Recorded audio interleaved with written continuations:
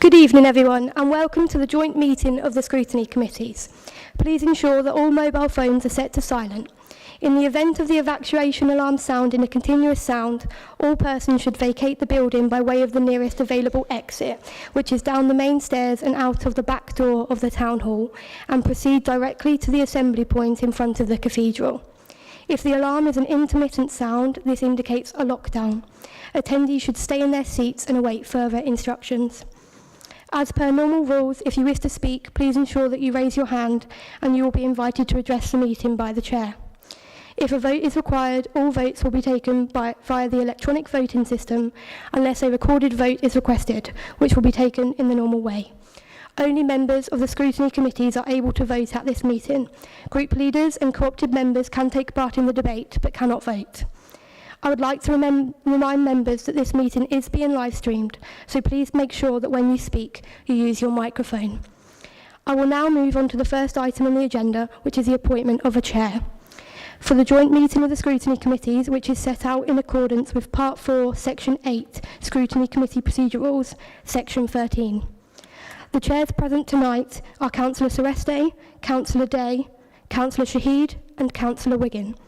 Can I therefore ask the committees if there are any nominations? Councillor Day? Yes, thank you, Charlotte. I'd like to nominate Councillor Wiggins, please. Thank you, Councillor Day. Is there a member of the committees that would like to second that nomination? Councillor Shahid? Thanks, Charlotte. May I second that nomination, please? Thank you, Councillor Shahid. Are there any other nominations? As there are no further nominations, can I ask if any member of the committee objects to the nomination of Councillor Wiggin as chair for this meeting?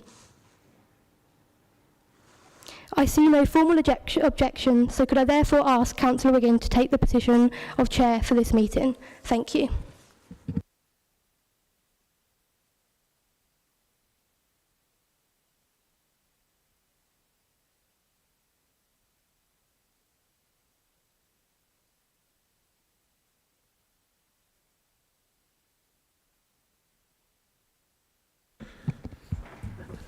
Thank you, everyone.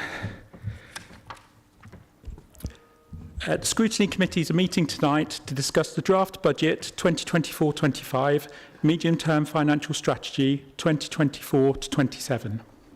This meeting is an opportunity for all members of each Scrutiny Committee to come together to scrutinise the budget proposals prior to their approval at full council. To help with the smooth running of the meeting, each appendix of the report will be looked at individually. Questions and discussion will take place on each section, and then any recommendations for that section will be made before moving on to the next section. If you are making a recommendation, please can you be very clear and succinct as to what the recommendation is. Please can I confirm that everyone here has access to the documents for this meeting? Yep, everyone is indicating that they do. Please note that this meeting is being live streamed, and for the benefit of those people watching the meeting on YouTube, Matt Gladstone, Chief Executive, and Rachel Edwards, Head of Constitutional Services, are attending virtually. I will now move to item 2 on the agenda. Apologies for absence. Thank you, Chair. Apologies for absence received for tonight's meeting are from Councillor Lane, Councillor Over, Parish Councillors Katie Howard and Terence Young, co-opted members Peter French, Krista Wild, Andy Stone, Matthew Barber, Samina Aziz, Sandy Burns and Caroline Tyrrell-Jones. Thank you. Councillor Over. Thanks, Chair. I think I'm here. Apologies. Yes, confirm that Councillor Over is here. Apologies as well from Councillor Sandra Bond. Are there any other apologies? No, thank you, everyone. Item 3, declarations of interest and whipping declarations. Are there any declarations of interest or whipping declarations from any members? Can't see any.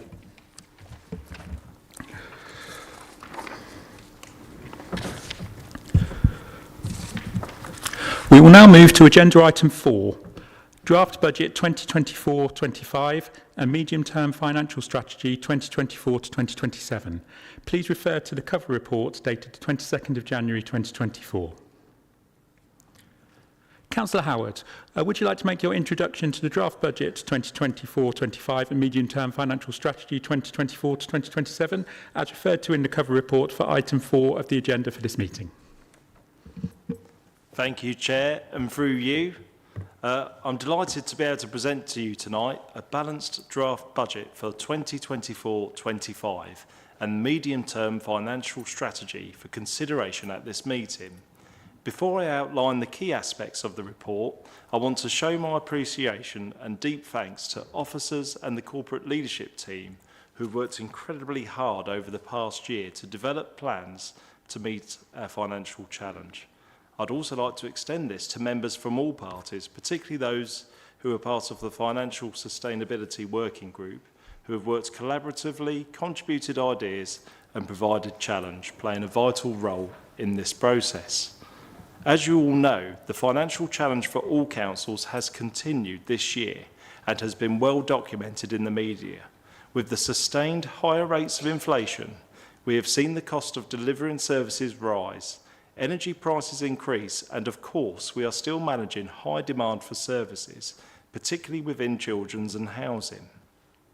A key area of focus for the budget has been managing inflationary pressures and keeping a tight control over spending, with looking at preventative measures and early intervention being another to help manage demand for our services.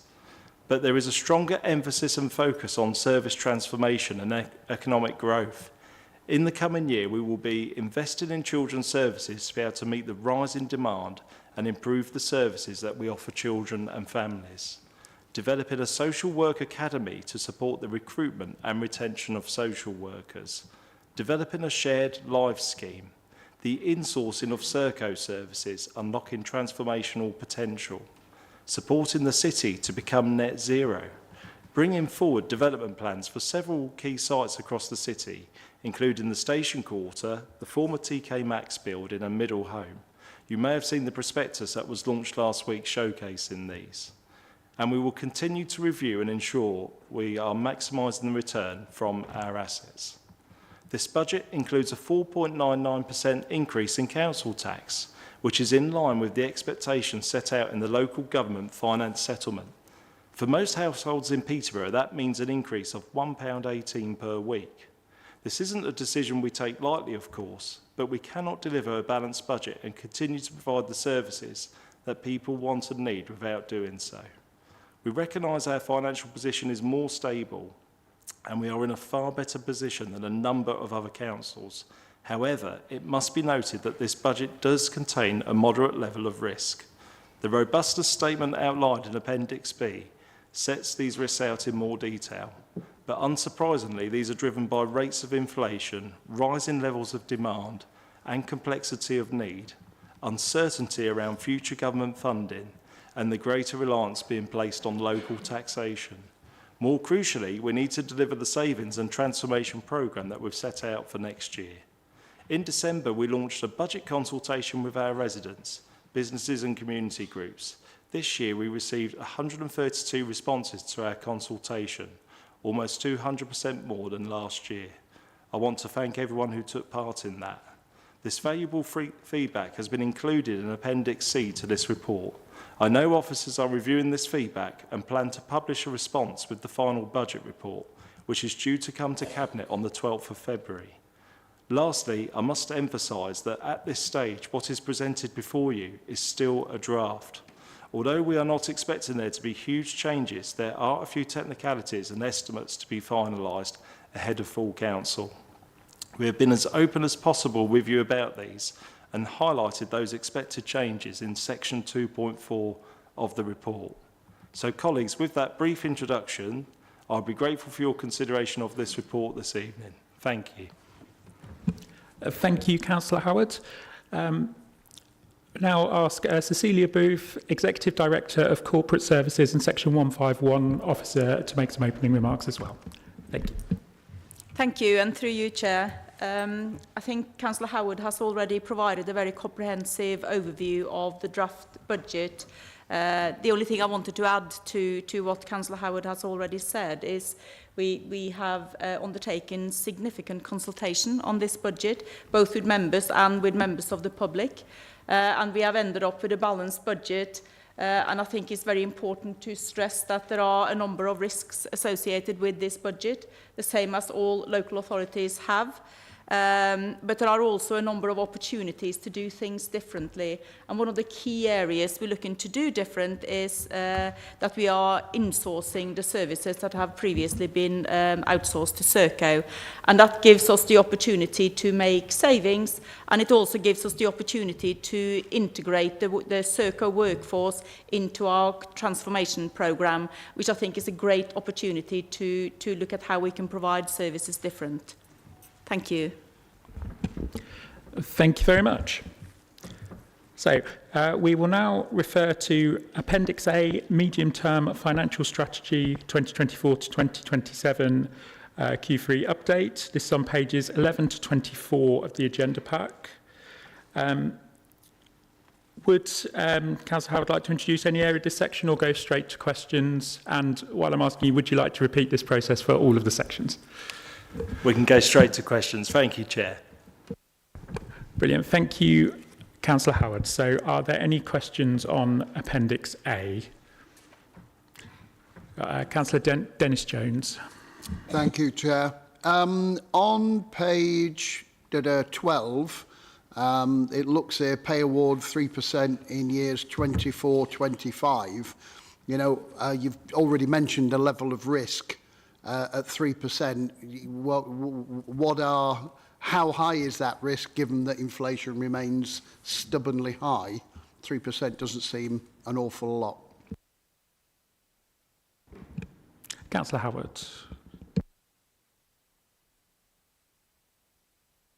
Thank you. I'll go to Emma on that one, Chair. Thank you. Hi, thank you for the question. So we have gone with 3%. That's we've linked in with the unions and with other councils. That seems to be roughly the average assumption that councils are making on the pay award at this moment. The current year, obviously, we've had a lump sum, the £1,925, and then 3.8% for higher grades approved by the unions. That roughly averages out about 4.5%. So there is an element of risk there, but from early conversations with the NJC, it does sound like we are trying to steer away from a lump sum award again and move back to a percentage. So 3% feels safe for now, consistent with other local authorities, but as noted, there is a level of risk there around that. We're just going to have to wait and see how the negotiations play out in the next year. Thank you. Councillor Chereste next. Thank you, Chair. You'll forgive me if I'm not quite in the right place. So I can't find, I was reading the budget earlier, and I noticed in this section that we were assuming or hoping that we'd get 1,300 new homes delivered in our city in the next financial year. And that was going to help towards balancing our budget. In all the years I've been a councillor, I've never known us to exceed 1,000 houses. In fact, the normal rate at the moment is 946. Why are we assuming it's going to be, you know, what is the evidence that assumes that we're going to deliver 1,300? Councillor Howard. Thank you, Councillor Serest. The assumptions are based on an estimated growth of 1,000 homes in 23-25, increasing to 1,100 homes the following year and 1,200 homes a year after. I could refer to Adrian for any more information on that, but I think that's the thrust of the answer.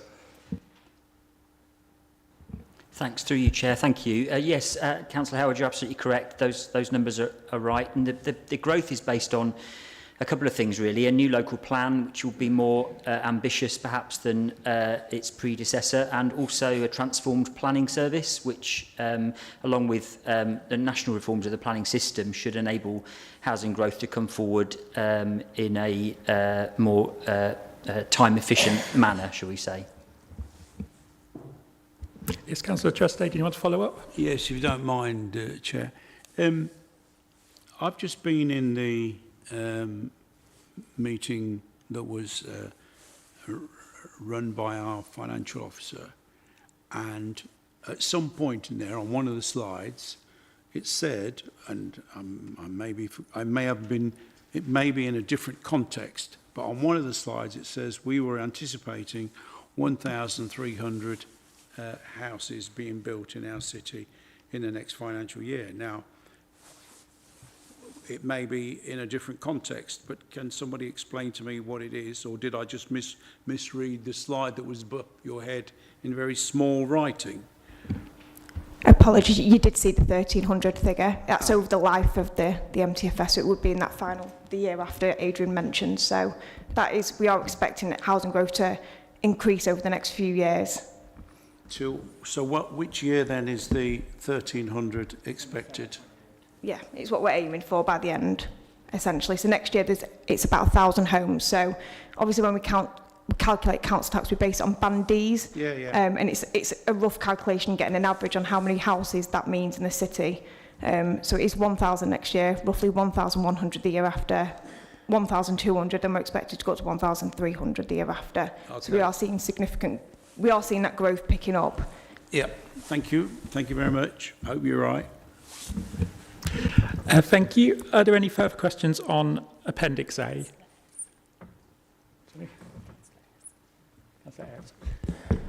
Yeah, Councillor Ayres. Thank you, Chair. I'm going back to the pay award, which I think has already been mentioned. I just wanted to check, when you talk about the pay award is at 3%, do you include in that figure the pensions, or are pensions on top of that have to be paid by us as the employer? Only obviously if there's more pension to be paid on top of that, on a pay award, it's going to be a greater figure than 3%. Thank you, Councillor Ayres. I'll let Emma answer that question for you. Thank you. So when we calculate the 3%, we calculate it on the total pay bill, so it'll take account of the pension element. There is a pension valuation that takes place every 3 years. So that took place last year, so we're not expecting that to take place until the end of this MTFS life. So it's really early to be predicting what we expect that triennial valuation to come out at, especially with changes to Serco coming in-house as well. That will change that. So at this stage, there's no forecasting the change of pension contributions. Right, so that's within the 3%? Essentially, yeah. Thank you very much. Thank you. Thank you. Any further questions on Appendix A? Can't see any. In that case, are there any recommendations for this section? No. Thank you.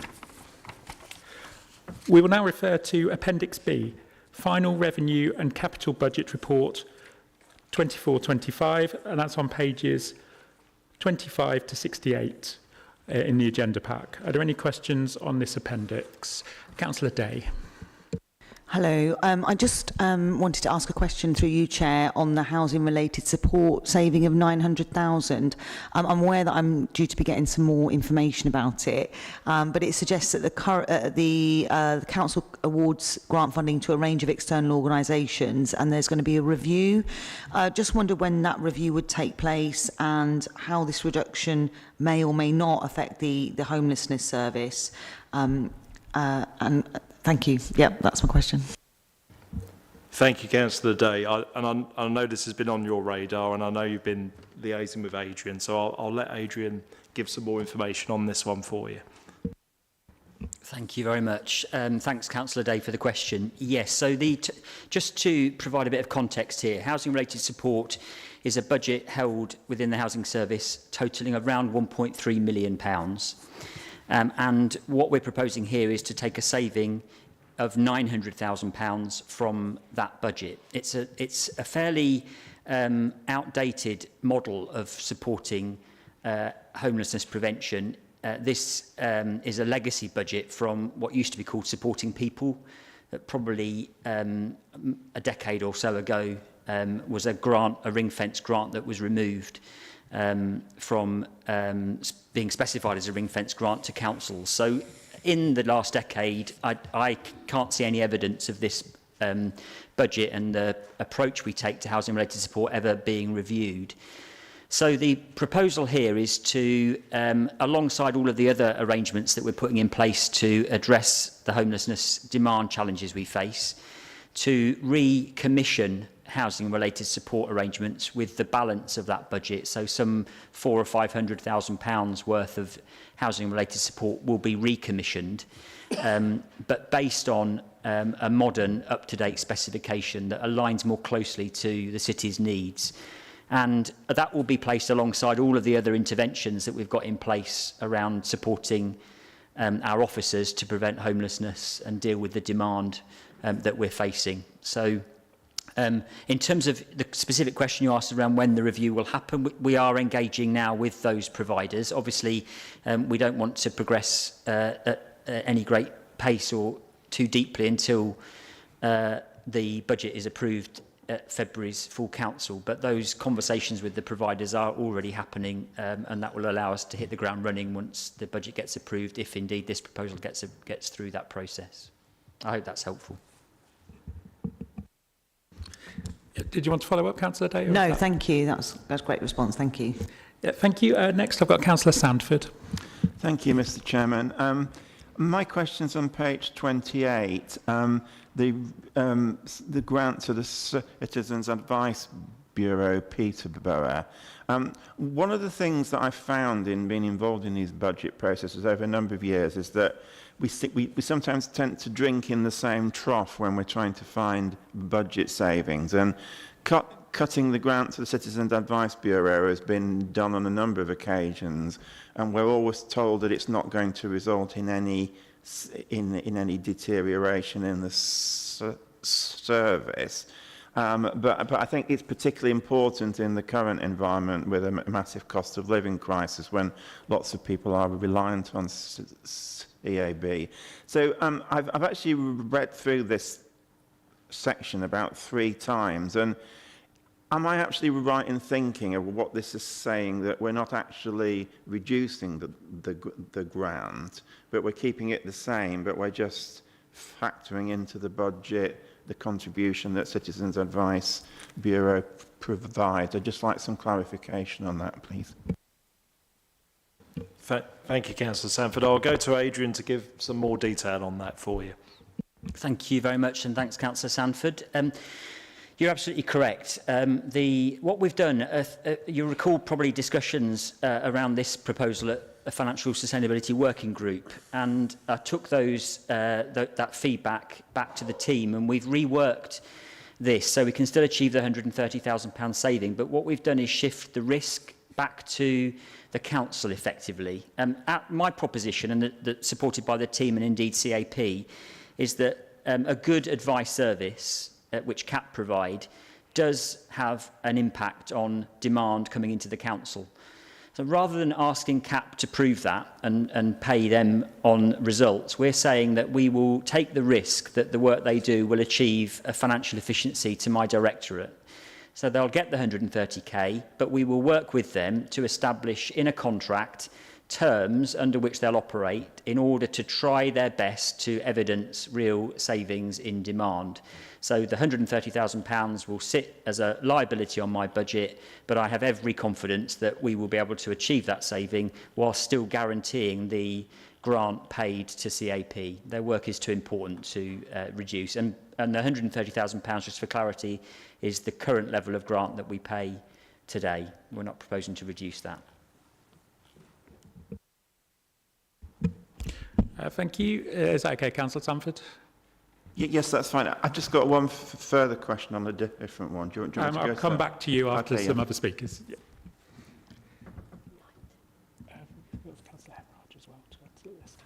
Yeah. Councillor Knight. Thank you, Chair.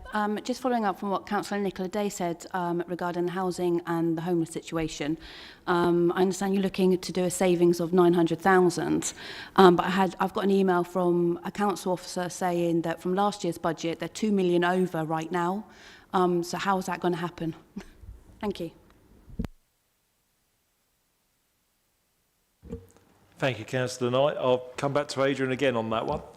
Yes, thanks very much, Councillor Howard. Thanks, Councillor Knight. So, quite right. At the moment, the demand for temporary accommodation is very costly. We're having to use bed and breakfast. We've reached a bit of a sticky point as far as that's concerned. We're making good inroads into moving away from bed and breakfast accommodation, but we've hit a bit of a plateau. However, and even with the saving that's being proposed here, the trajectory is much more positive. It's just taking a little longer than we would have expected for various reasons, but the trajectory towards reducing our bed and breakfast usage to around 5 on average units a week is still on target, albeit slightly delayed. So what we'll need to do, clearly, and Cecilia and Councillor Howard mentioned this in the introductory remarks, is watch the risk around this saving. A number of savings in these proposals are risky, and I would say this is one of them. But we monitor homelessness demand and use of temporary accommodation to within an inch of its life, and we will watch very carefully what the data is telling us about any reaction to any saving anywhere across the Housing and Homelessness Service, so that we can adapt and adjust accordingly. But based on what we know today, based on the plan that the service has and is following, based on our forecasting, we would expect that the overspend will be eradicated. The overspend is purely because of the need to use bed and breakfast accommodation, for which we don't receive housing benefit subsidy. So we can eradicate that, it removes that problem. Councillor Dennis Jones. Thank you, Chair. Just a quick question. Page 27, contracts which are index linked. What's, how many roughly? Can you give us an example of something? How many do we have, and, how exposed are we to contracts of that nature?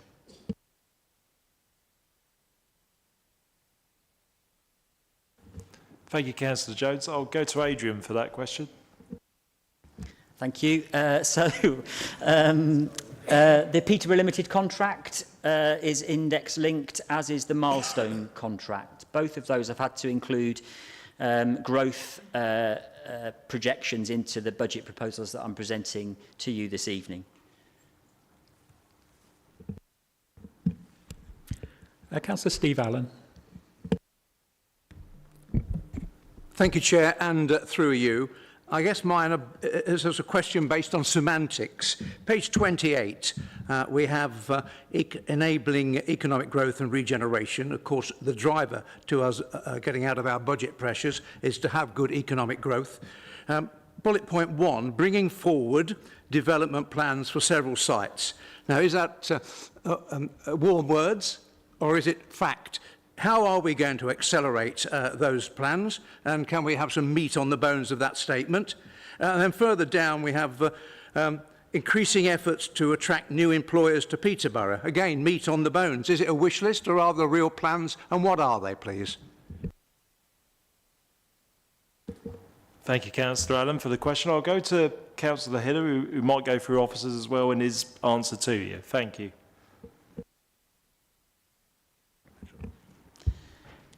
Shall I start and then... Oh, do you want me to? Or yeah.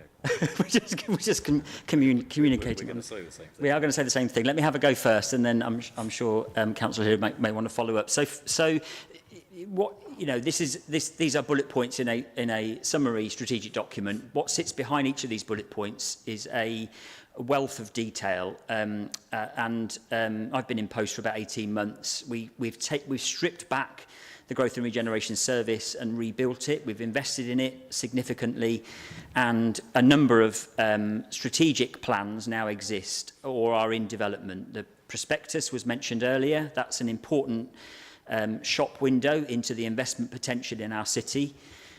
We're about to conclude work on a visitor economy strategy, which sounds grand, but is about getting visitors to come to Peterborough and spend time here and spend money here. An economic development strategy, which will be talking about getting back to the days of engaging nationally and internationally with potential investors and employers, and a skills and employment strategy, which is designed to close this long-standing gap that Peterborough has between the needs of its employers and the skill level of our residents. we start to piece that together, then what we've got is a city that's truly open for business, with all of the moving parts complementing each other, probably for the first time. And part of this list, the first bullet point you refer to, is about trying to show some early evidence of traction. So this isn't just the rhetoric, this is about delivery. To specifically refer to the schemes that are listed, the Station Quarter, as you know, is subject to significant levelling up fund investment alongside private sector investment. Phase 1 in the region of £65 million in total. The outline business case was submitted on time but before Christmas. That's going through due diligence now from Whitehall, and we expect that to come forward with full approval, and then we can work on the full business case, which needs to be submitted by the summer. That scheme, when the first phase is concluded, will need to move into the second phase, which might total 300 million, so much larger but much more exciting. And with the first phase done, we think the private sector investment will follow. The former TK Maxx building, we have published before some images of what we want that building to look like. We're hopefully days away now from having a final offer on the table for its development. But if that doesn't come to fruition, we have a plan B and a plan C ready to go with some firm offers in principle. And then Middlehome is probably one of the most exciting city centre housing developments in the country right now. Large brownfield site, right in the heart of a city centre, but located right next to a river. I think most towns and cities would snatch their hands off to have that as an asset. We are in very advanced stage discussions with the landowner alongside our own land holding. That scheme will come forward. We're just about to fund an outline planning application to enable the investment to materialise. So there are 3 that are on here. There's probably another 3 or 4 schemes that are very live right now, and you'll see those in the media in the coming days and weeks. But very much detail behind these words, and I'm sure Councillor Hill may want to follow up. Yes, thank you, Adrian, and thank you for the question, Councillor Allen. I think it's very pertinent. One thing Adrian didn't mention was North Westgate, and we've had some quite detailed and advanced meetings with a substantial landowner in North Westgate, and the area that we're looking at there, of course, will naturally flow from the station redevelopment. It is very much an important part of that jigsaw, with Northminster, North Westgate, Station Quarter. That area, it is just sat on an office wall somewhere as a pretty picture for so long. I mean, 20, 30 years in Central Ward. And I just think it's really exciting that we've got these things now that we can actually, I don't know, get involved in and actually try and to do something rather than just talking about it. So and all of the things that Adrian's mentioned as well, of course. Middlehome especially, I think that's a particularly exciting, as Adrian's touched on. Middlehome as a site is it reminds me of Reading 30 years ago, where we have this jewel that runs through our city, and I've spoken about it many times. We have a jewel that's called the River Nene, or Nen, depending on where you come from. And to underuse that, to just ignore it, is just crazy. And that particular development, I think, will be a very, very exciting development. So there's a lot to look forward to, and a lot to in anticipation. Thank you. Yeah, thank you, If I can come back, please. Yes, of course, Councillor Thank you, Chair. Appreciate it. And thank you for those positive reports, both the officer and the Cabinet member. It's encouraging to know that across this chamber, we want to see the outcomes that have been described, because growth, proper growth, reliable growth, sustainable growth is the future of making our position better. Can I just ask, though, with regard to attracting new employers? That is so important as well, because it's okay having, new buildings and new adventures, but we need to have people here employing people to make our economic situation better. And can I ask whether that job of attracting new employers is lying with Opportunity Peterborough? Now it's in-house, and are we happy with how it's sitting in-house? And do you have anything you can add to that question, please? Thank you. If I might just say to you, Councillor Allen, that was a Conservative administration that bought it in-house. So if you're not sure whether that was a good idea or not, then I really don't know where you're going with the question, frankly. But I'm sure Adrian will be able to embroider that. Should I clarify, Chair? If we could answer your question If you first. could, Councillor Allen, yes, please. Thank you, because I'd hate to ask a question that's not understood. I'm just asking if you're happy with the progress of bringing the Opportunity Peterborough in-house and whether it is performing as expected. Thank you. Thanks, Councillor Allen. Yes, very much so. Although you'll notice in the budget proposals a saving of £100,000 against the Opportunity Peterborough budget. We believe that having had the service now for a while, it's very clear that we need to and have started to refocus its efforts more towards external engagement. So I mentioned earlier engagement nationally, but also internationally with investors and employers as was the case many years ago, actually, with our urban regeneration company. That seems to have fallen away somewhat over recent years. We are reinstating that position. So a proper agent for Peterborough, getting out there and engaging with employers. And it's important to recognise employers won't come unless they see a place which has got a workforce that's equipped to meet the demand of those jobs. And we go back to the comments I made earlier about all those strategies being really important and working together. It's a kind of a machine that we need to make work seamlessly. And I'm really confident now with OP effectively no longer operating as OP, but operating as a city council, we'll be able to achieve exactly what you're describing.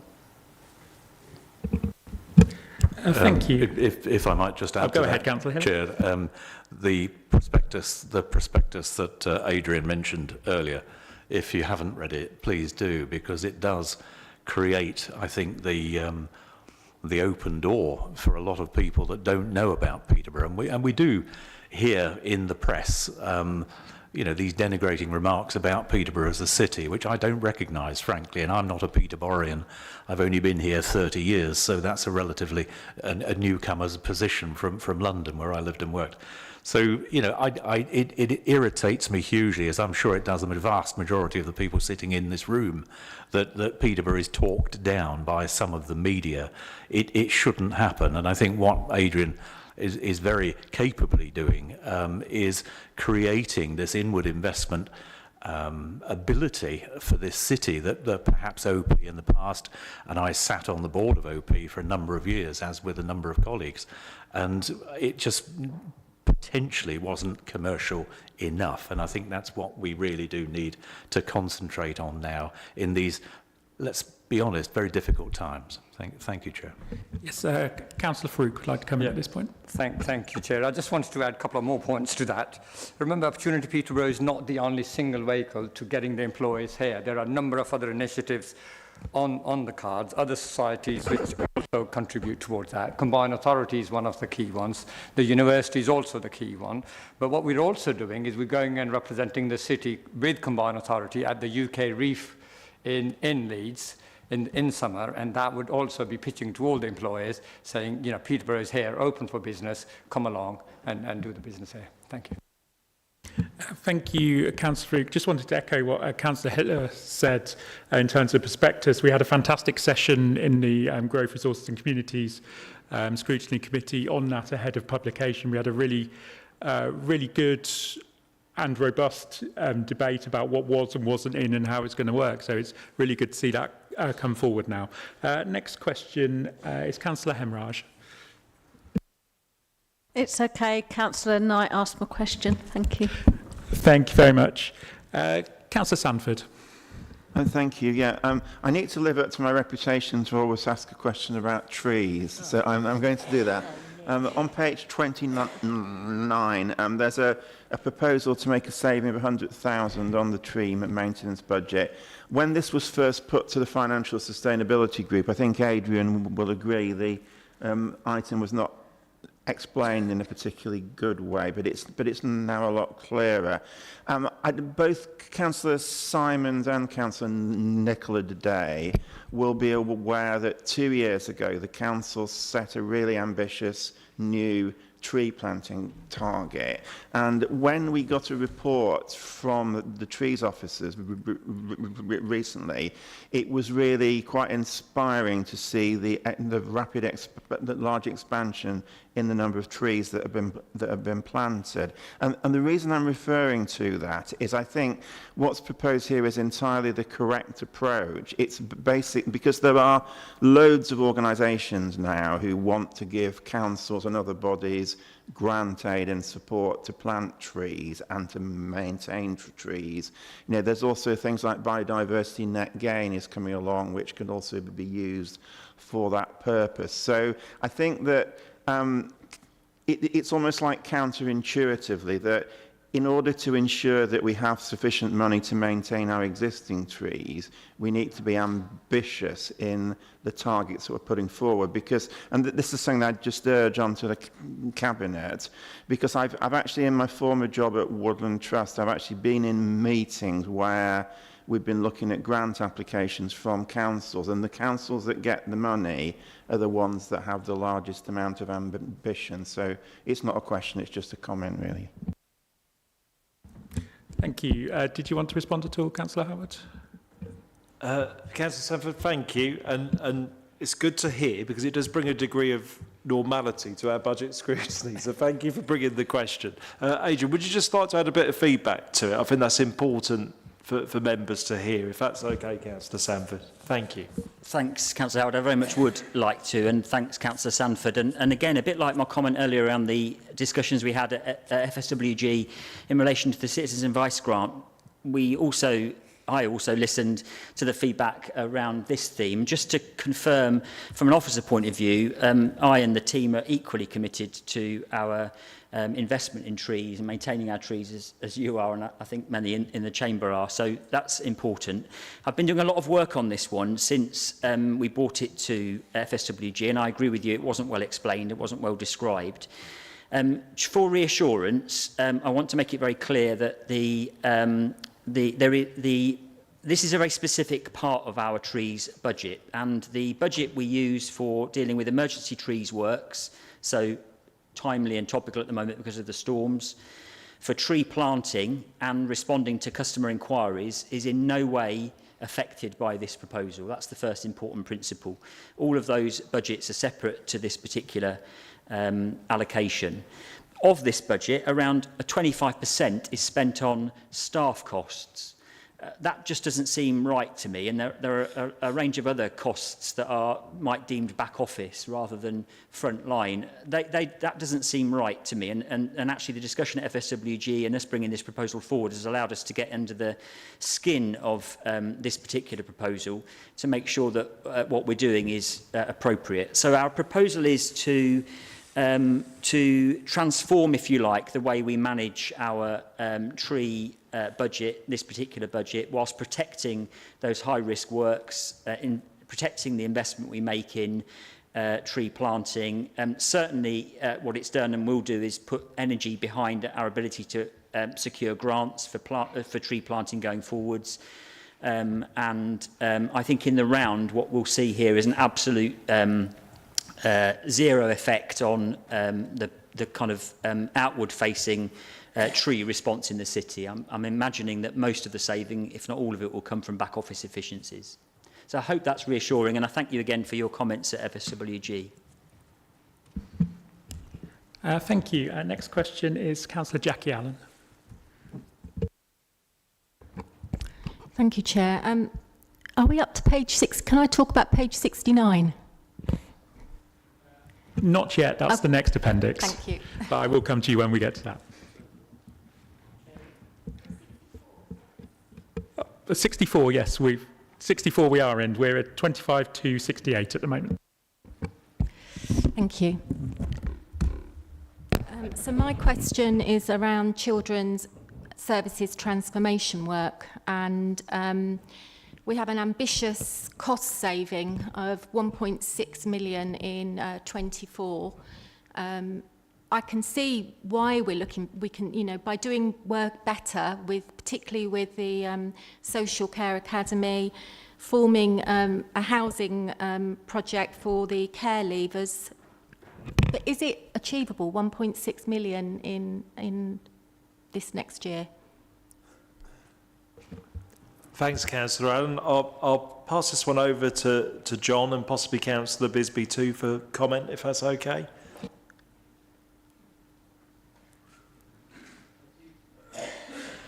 Thank you for the question. I think it will be fair to say it will be a challenge. I think we heard earlier that there are a number of vulnerabilities and risks in the budget, but I think we're confident going forward that there are a number of opportunities to do things better.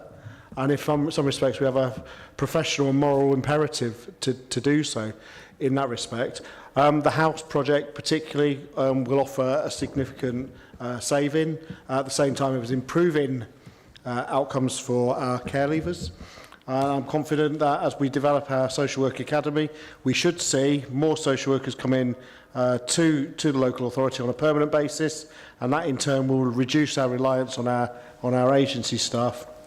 There are a number of other projects that are in train which are yet to be quantified, but again, I'm confident that in recent months we've seen an increase in the number of children entering residential care. And as our service grows from strength to strength, I would expect to see further savings as we identify better placements and better outcomes for our young people.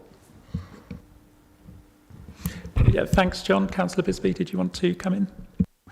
Yes, I think it's really important that returning to home where it's safe to do so, in other words, getting children back out of care and actually into their homes with their birth families, is something that will be better outcomes for children, but at the same time it will help with the budgets, but it's got to be whatever's best for the child first, because it's what you would want for your own children, and that's what we all should be looking for. Go ahead, Councillor Allen.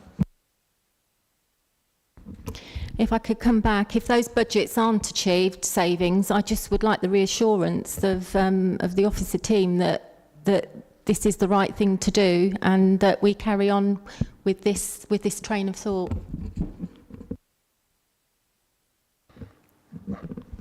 I'm absolutely wedded to and completely confident this is the right thing to do to improve outcomes for children, and in doing so we will see an improvement in our children's services.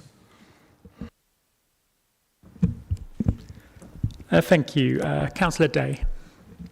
Thank you, Chair. I've got a question on adult placements quality and outcomes panel for care planning, and it talks about the proposal to set up a quality and outcomes panel for all new assessments, reassessments and reviews to ensure the care we provide meets individuals' needs, encourages independence and provides value for money. I just wondered if we could have a bit more detail around that. What is the current process? Can we explain that need for investment and change and what improvements we should see from that? Thank you. Thank you, Councillor Day. I'll go to Stephen. Sorry, he's already started. He's keen as mustard. I was like really keen there, wasn't I, to get in there and answer that one. Yeah, that panel is now up and running. We started that in November, and prior to that, and the thinking behind it is partly around preparing for CQC. So it's really looking at all the kind of the care packages that come through, and really being able to look at, the quality of the assessments, things like, whether we're doing carers assessments, just getting a really good overview of quality, and really ensuring that it's the right care package for people. And I tend to think if you get the care package right, the money tends to look after itself.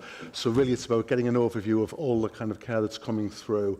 We started it in November, and we're starting to see a little bit of impact in terms of driving up quality in certain areas, and also just in terms of ensuring we are meeting the right need. Thank you.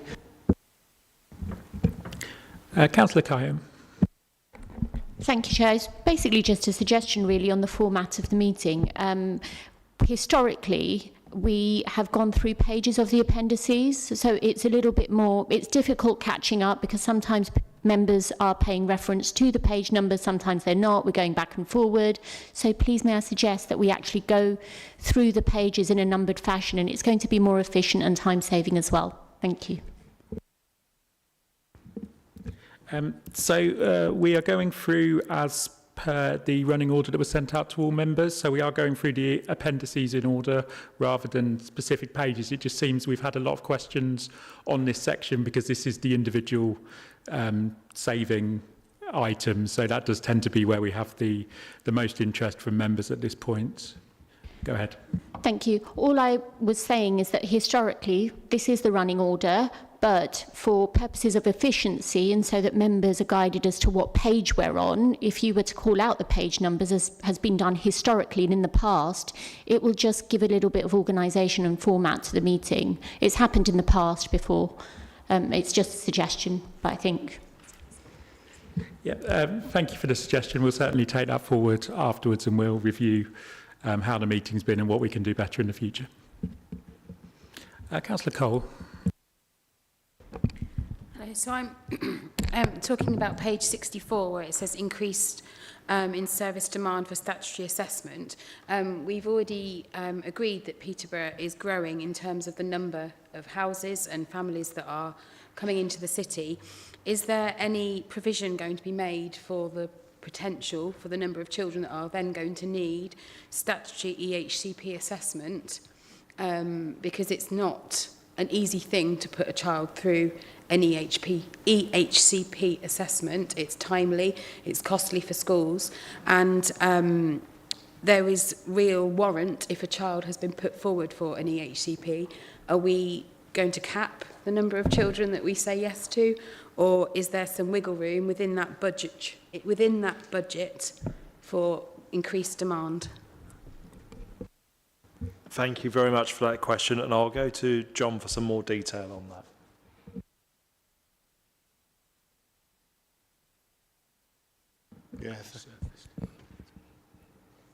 Thank you. Thank you for the question, Councillor Cole. The local authority continues to invest in its provision for those children who have either a special educational need or disability, or indeed need support through an education, health and care plan. One shouldn't necessarily follow the other, but I do recognise the pressure that you've outlined. I'm pleased to be able to report that there has been continuous growth in this area of provision, but again I would like to draw the committee's attention to the fact that this is very much a budget that is demand-led, and the local authority is required to respond within a statutory framework to those requests for an assessment for an EHCP. We will continue to monitor the demand, and we will continue to work with the entire education system to ensure that we continue to strengthen the educational outcomes for this group of very vulnerable young people. But I would want to make it very clear this is a demand-led budget and our ability to control that is somewhat limited. Is that okay, Councillor Cole? Yeah, we've got Councillor Hemraj next. Hi.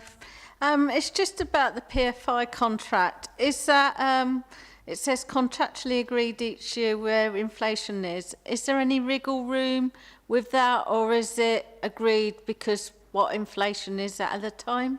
Thank you.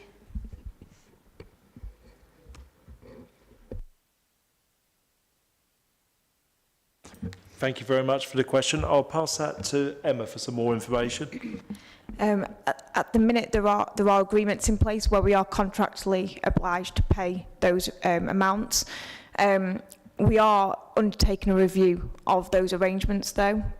So it's going to take a few months for those to take place, but we are looking into it in more detail. Councillor Ayres. Thank you, Chair. I'm sorry, I was looking for a long time, sitting up the corner here. I'm particularly interested in the adult skills service, and there is mention of it on page 28, and it mentions in particular City College, where I know there's a review going on, etc. But I don't think that there's a mention of it anywhere else in particular, unless I've missed it. And I'm just hoping that there's no cuts going to be taking place where that's concerned, and indeed that we are still planning to get money and plenty of it, I hope, from the combined authority in order to assist us on our adult skills. Could somebody just confirm that I've got it right and I haven't missed anything? Thank you, Councillor Ayres. I'll pass that question to Adrian, if I may. Thank you, Councillor Howard. Thanks, Councillor Ayres. So there are no new additional savings for City College Peterborough Adult Skills Service in the 24-25 budget. The savings that we require, or efficiencies we require from that service, are already have already been agreed in previous years' budgets. And in terms of the combined authority, relationships there, as far as the skills service is concerned, go from strength to strength with a very good new director in the combined authority who's very experienced in adult skills. She's working really closely with us and actually supporting the review of the skills service as well. So I think we're really well placed actually to continue to grow the City College offer. If I might, Chair, just adding to that, Councillor Ayres, I was at a skills committee meeting week before last at the Combined Authority, and I have to say to you, as somebody that sat on the Transport and Infrastructure Committee for a number of years, well, in fact, since the Combined Authority started, it's absolutely like a breath of fresh air. The relationship that we have now with the Combined Authority is very, very encouraging indeed. And from a skills point of view, very, very positive. So I'm particularly excited by that. Thank you. Did you want to come back, Councillor Ayres? Not particularly on that, but could I just ask one question about the opportunity Peterborough, as I'm talking. Yeah, go ahead. Thank you ever so much. I just wanted to make sure that you weren't going to make the saving by chopping out the breakfasts, which I've attended for absolutely years, and I would like everybody to know how good they are. Yes, they've become a feature, haven't they, of our business calendar, and they will continue to be so. Thank you. Councillor Hussain next.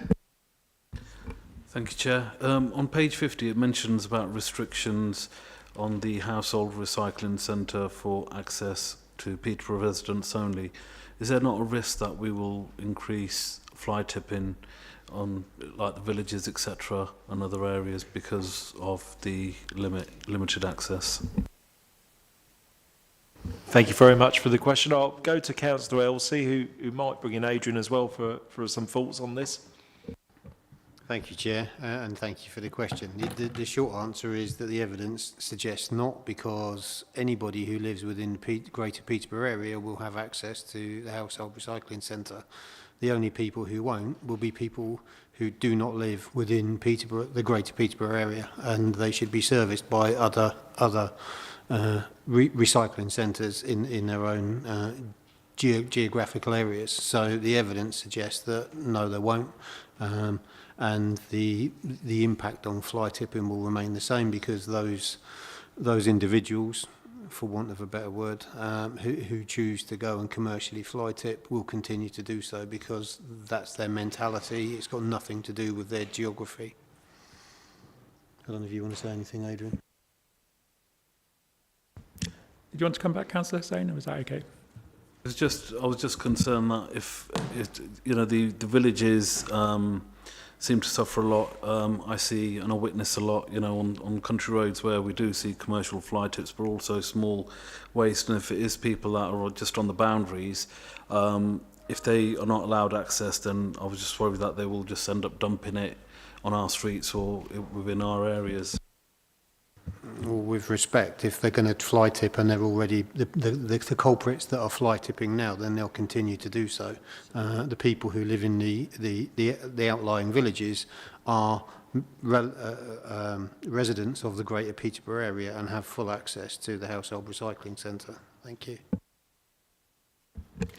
Thank you. Next, we've got Parish Councillor Ormston. Thank you, Chair. There's been a lot of conversation about inflation on the contracts. I was just wondering, what rate are we talking about? Are we talking largely RPI or CPI? Obviously, there's a great difference between the two. And also, when are these calculated on the contracts? Again, I appreciate they might be varied, but historically, it might be, say, September for most pensions, for example. I appreciate this is wide-ranging, but as best as possible would be appreciated. Thank you. Thank you for the question. It is a variable, to be fair, because it does depend on the individual contract on how that is set up. So there is variables across the portfolio on that. Thank you. Councillor Steve Allen. Thank you, Chair, and sorry for coming back in again. I don't want to gild the lily. We're on page 49 of 205, so we might want one of Councillor House's breakfasts if we carry on at this rate. But I do have a question on number 49, page 49, National Highway Cleansing. Road cleansing on routes which are not part of the Council's highway network is the Council's responsibility. However, and this is the pertinent point, no additional funding is received to support this. We are therefore investing in this service. If we're getting no more funding and we are really on a tight budget, how are we investing? As we know, a lot of the work for these roadways is being done now by volunteers, taking their life into their hands at fast motorway and 60-mile-an-hour roads to clean the mess that we've been unable to do for many years because we can't afford it or national highways won't cooperate. So how are we going to square the circle to get on top of this job? Thank you. Thanks, Councillor Allen. I'll go to Councillor LC for that one, if I may. Thank you, Chair, and thank you, Councillor Allen. I've been involved in a number of meetings this week, which are tripartite with National Highways, with our own contractors, and we are working on a blueprint that will enable us to more efficiently deal with the detritus, which is blighting our main infrastrucral roads.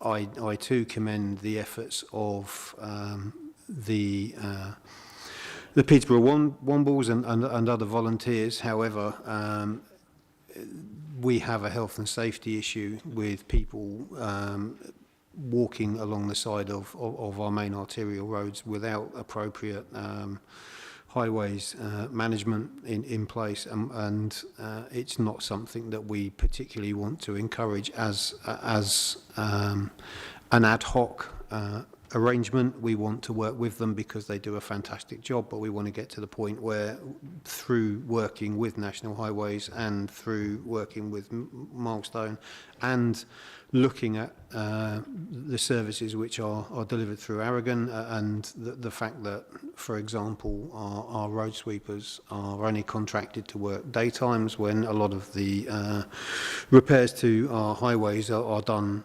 overnight.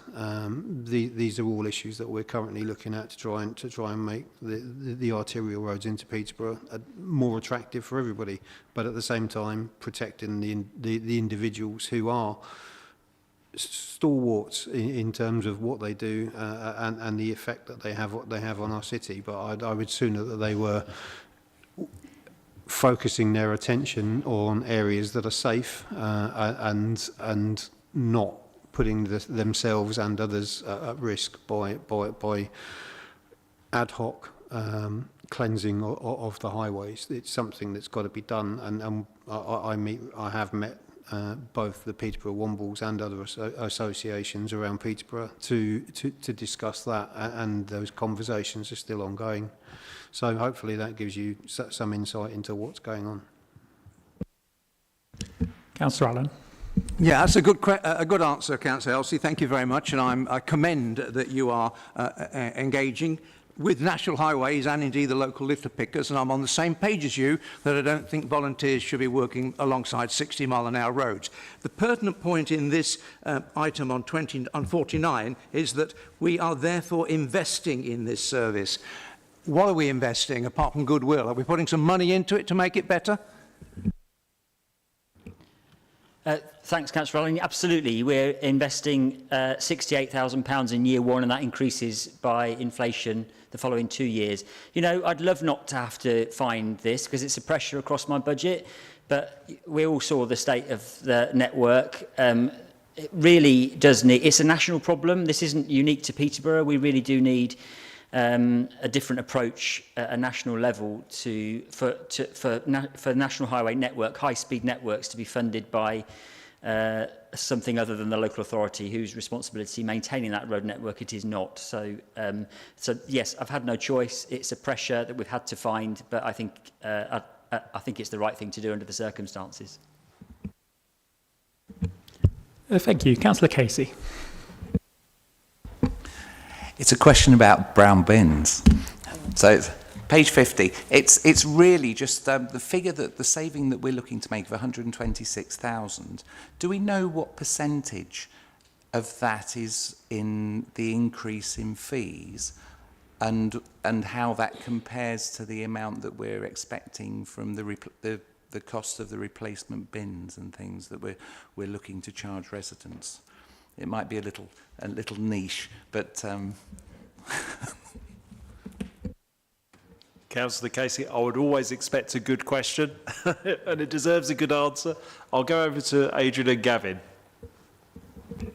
So I'll give this a try. It may be that I do need to take it away and get some more technical detail, but the figure in the budget, a proposal of £126,000, is the net income that we expect to receive by implementing the charges that were agreed previously. So that's just to remind everybody, charging for replacement brown bins at both a residential level and a developer level. So I'm not sure that answers the question, but that the 126 is the net income after all costs. So that's additionality. Just as a side comment, in particular, the developer contributions are going exceptionally well.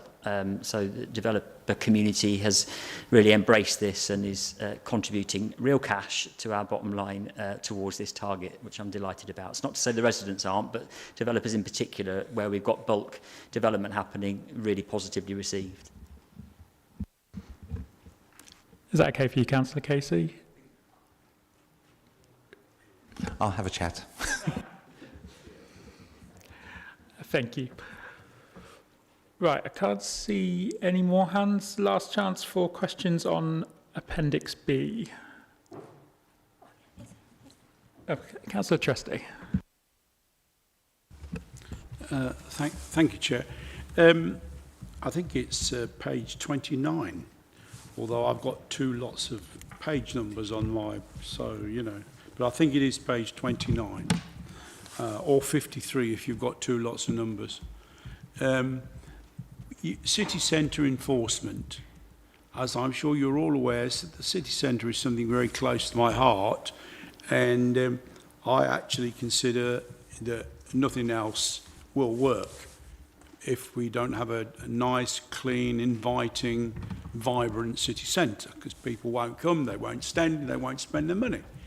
So to see an allocation of £5,000 in enforcement, I don't know, what's that going to do? £5,000 as an enforcement? I'd like an answer to that one. And why isn't there a much greater sum to fix the ills that we now have in the city centre, and which are getting worse day by day? Thank you for the question. Just to confirm, that's page 53 of the agenda pack and page 29 of that individual report. Councillor Howard. Thank you very much. Thank you, Chair. Yes, there is some clash on the page numbers, but if we all go on the centralised page number, I think, yeah, that'd be much better. I'll come to Adrian for an answer on this, but overall there is an increase in officer provision allowed for in that budget, but I'll let Adrian explain more. Thank you very much, Councillor Howard. Councillor Sureste, this is a presentational issue, really, and because the figures that are quoted in the column are the net figures.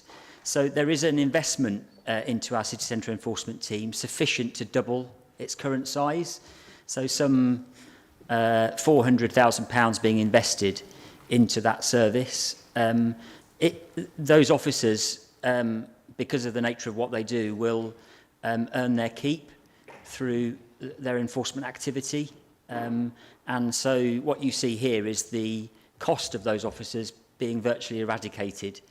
But we felt it was important to leave in the proposals because it's such a good news story. Here we're saying, exactly as you've said, we need to invest in the the city centre presence of uniformed officers in our city centre. These will be council officers. They won't be contracted out to a third party. So they'll be doing the meeting and greeting, the signposting alongside the enforcement activity.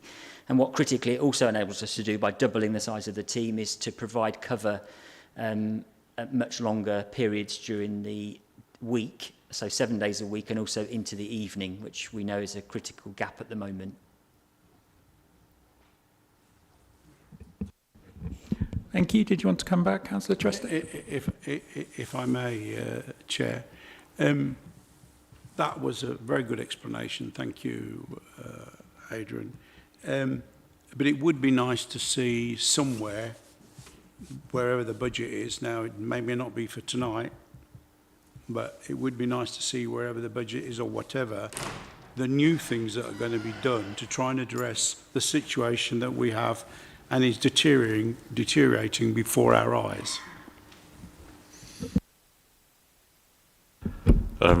Through you, Chair, and I think you make a very good point, actually, Councillor Sarasti, that the city centre is absolutely vital. It is the jewel in Peterborough's crown, apart from the river. It is very important that we clean up this city centre and try and do something, and to suggest, with respect to suggest that it's happening day by day now is a little bit disingenuous. I mean, it's been let to slide over the last few years. You'll of all people, as a long-standing resident, will be aware of that. And so what this administration is trying to do is to put new blood into the city centre, to create a city centre that people actually genuinely do want to be in, rather than steer clear of. And I think over the next few months, you'll see some great plans that we've got for the city centre and the buildings and Cathedral Square. Thank you, Chair. Thank you very much. On my way to the meeting this evening, I actually saw one of our officers stop someone on Bridge Street for cycling, which I'd never seen before. So, yes, that's interesting to note. Any more questions on Appendix B? I can't see anyone. In that case, are there any recommendations for this section? No. In that case, we will now move on to Appendix C, Budget Consultation Feedback. That's on pages 69 to 92 of the agenda pack. Are there any questions or comments on this section? Councillor Sandford. Thank you, Chair. I've actually got two questions. You want me to just take the first one and then ask the yes, if we take them one at a time. Fine. Okay. I think it's one of the most interesting parts of this section is actually question number 6, where it says to members of the public, do you have any other comments to make about the council spending, service delivery and budget consultation? I was sorely tempted to ask a question about the one that says all senior officer salaries should be reduced, but I won't focus on that one. I just want to there's actually one thing that comes up 3 times. It's comment 8, comment 12 and comment 19, which talks about the hotel. Now, there's been some obviously we know the developer went into liquidation, and there's been some speculation in the press. I think there was a figure that the developers came up with to say that the hotel in its current form is only worth 5 million, whereas the council loan was 15 million. So we've always been assured that there is no threat to the council finances from the hotel. Could I just seek some further reassurance on that? Councillor Howard. Thank you, Chair. Thank you, Councillor Sandford. I think, we can look back at the Hilton and we can debate decisions that were made, but we just have to look at where we are now. And I think across the chamber, I think we'd all agree that with where we are now, the best outcome for Peterborough is to have a Hilton hotel open with the Hilton sign above the door. And that's what the previous administration and the current administration is focused on, because that is the best outcome for taxpayers' money. The Hilton as a company are still on board and supporting us with that as well. And I think for the financial objectives of the original loan, that is also the best outcome too. Cecilia, I don't know if you want to add anything to that, do you? But Thank you, and through you, Chair. Yes, I think Councillor Howard has covered that. The valuation that was quoted in the press is the valuation the previous developer has placed on a distressed asset, so to speak, and obviously having an interest in that valuation. The valuation to us is the value of our loan, and as Councillor Howard has said, it's in the Council's interest to protect the investment that has already been made and to ensure that the hotel is being completed as soon as possible, really. Finance team and myself are working very closely with the administrators and with Hilton to ensure that that happens. Thank you very much for that answer. It is interesting to know what Councillor Sanford said. One of my work colleagues today said they heard a rumour that it wasn't going to be finished. So I don't know where that rumour came from, because it's certainly not from within the council. But I think if there are rumours out there that things aren't progressing the way that we see them, we might need to do a bit more to put that record straight. Councillor Sanford, you had another question. Yes, okay. I'd like to refer to comment number 33, which is on page 13, I think. It's time to get rid of the town hall. The archaic building sucks money from you in the required upkeep, and modernisation is constantly required. I'll skip a bit out. It says you've already got spacious San Martin house, which could hold all your employees, and you've no need to be so traditional and archaic to continue to hold meetings in the town hall. Now, that's a fairly strongly worded opinion, but in my current mayoral capacity, I spend a lot of time at the town hall, and one of the things we've experienced last week is that the heating's been turned off in the parlour because apparently there may be asbestos in there. A couple of us are feeling quite cold in here this evening. I'm actually aware when we've got full council later this week, they'll put little portable heaters on almost all day in order to bring the council chamber up to a tolerable temperature. So the question I want to ask is, as part of the localities review, is it intended to do a fairly fundamental review of the finances of the town hall, and particularly energy, because, we're supposed to be aspiring for net zero carbon, yet we have this building that is appallingly insulated. It's got solar panels on the roof, that's really good. But, I certainly think that if we are going to continue to occupy this building, we can't occupy the second floor because it's got some issues, can't occupy the floor underneath because it's prone to flooding. So we only occupy a small amount of it. So if we are going to keep it, I think there needs to be some really rigorous assessment and some actual capital investment to address some of these issues. So can I have some comment on that, please? Thank you, Councillor Sanford. Just to confirm that comment Councillor Sanford's referring to is on page 81 of the agenda pack. Councillor Howard. Thank you, Chair. And thank you, Councillor Sanford, for the question. And yes, it's a very interesting comment you referred to. But I think, to be fair, the sentiment of the asset review doesn't necessarily stop at the assets that have been looked at so far. I think it will go through from start to finish. And I think what we've found, even in the first buildings that are coming up in a public document very soon, is that it's about getting the best out of every single building. And that's something that with the initial review we've been able to do. There's some really good positive outcomes that are going to come out of the review. And in my opinion, I think that spirit of the review and getting the best out of what we've got should continue through. But I don't know if anyone else wants to comment second to that.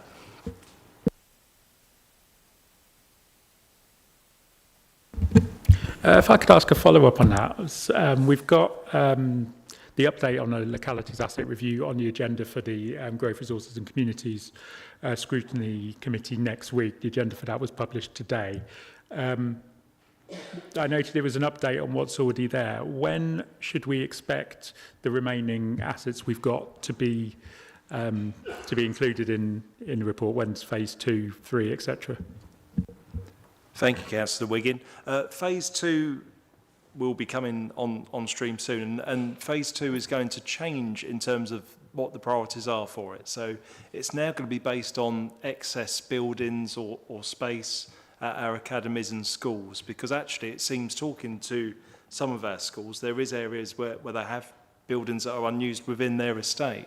So phase 2 is going to focus on that, and that's the next step after this. Thank you, Councillor Howard. Councillor Sanford, did you want to come back on that? Just a request, really, Chair, because I'm aware that you are Chair of the Growth and Resources Committee, and your committee is considering the assets review. So could you take into account the comments that I've made, please?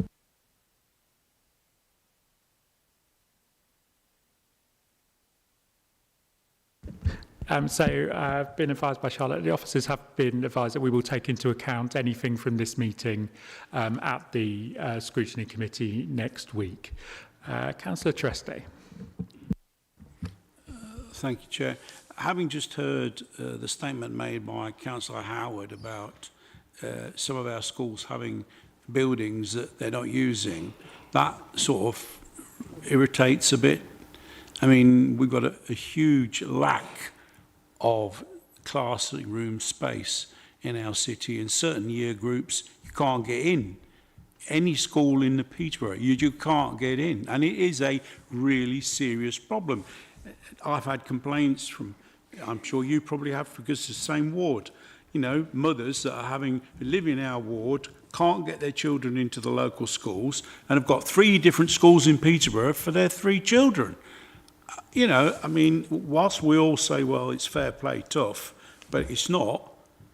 So if the academies have got spare rooms and schools and buildings and what have you, please don't wait another year for a review. Get your finger out and get to find out if they can be used, and quickly, because we need them, and we need them now.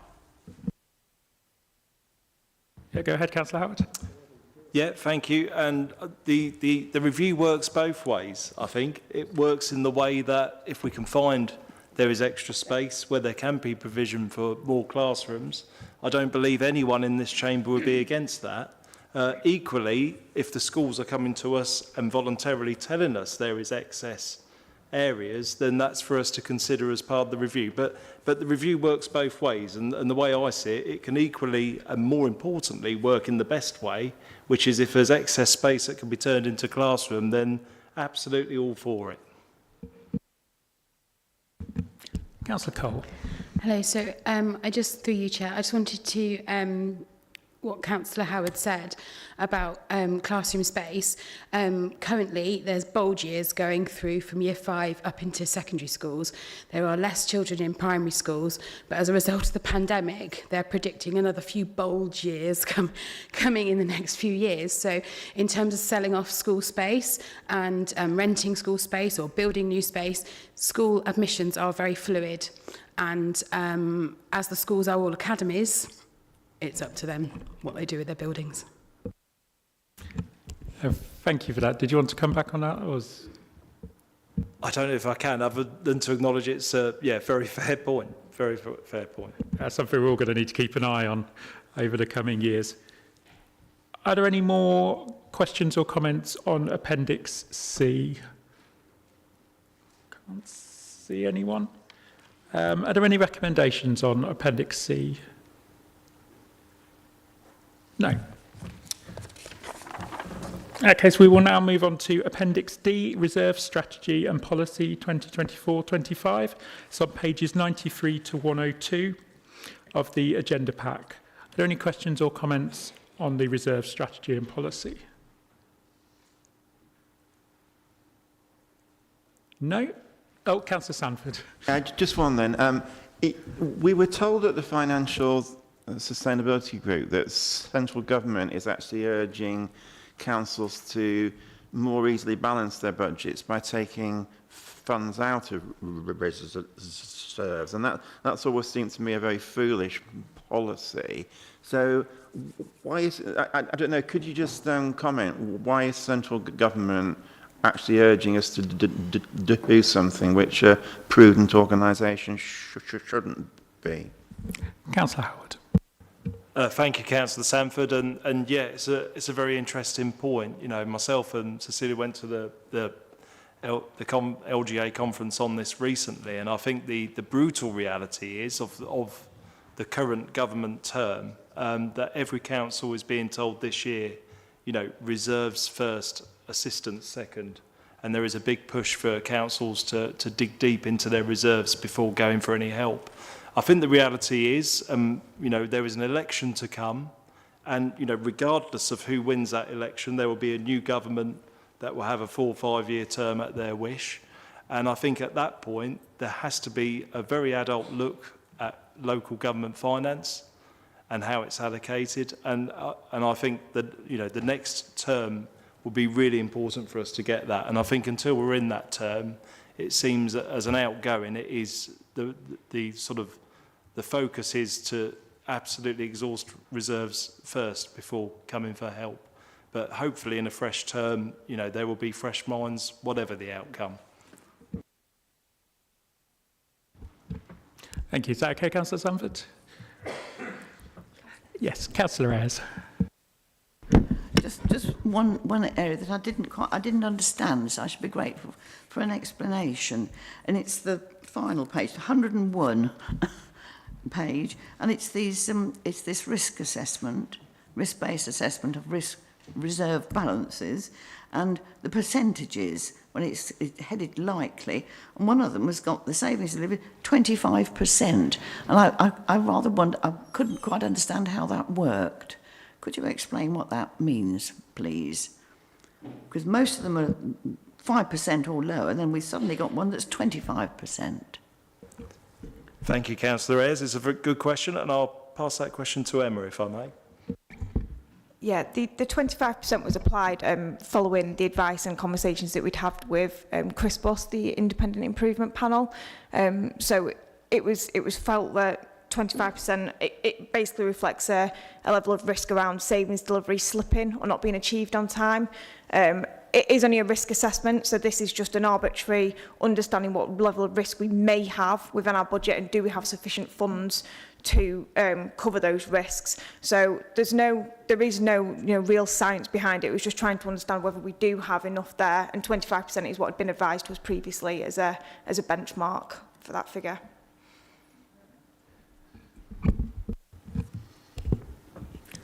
Any further questions on Appendix D? No? Any recommendations from Appendix D? No. In that case, we'll move on to Appendix E, Treasury Management Strategy 2024 to 2027. It's on pages 103 to 130 of the agenda pack. Are there any questions or comments on Appendix E?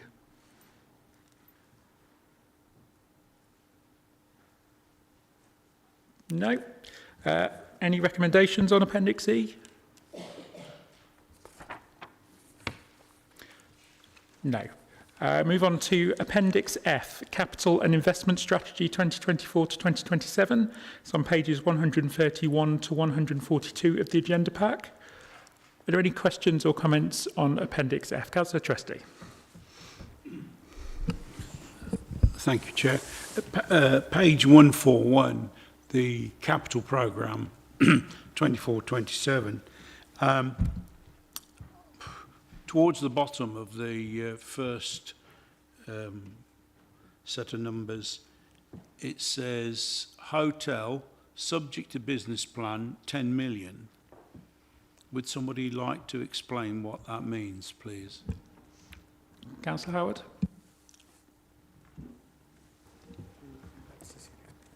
Yep. Thank you for the question. I'll go to Cecilia on that one to explain further.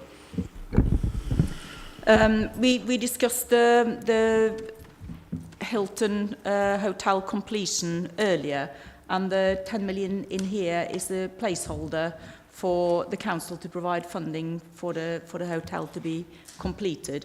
We haven't got confirmation of those figures yet, so it is just the placeholder at this stage.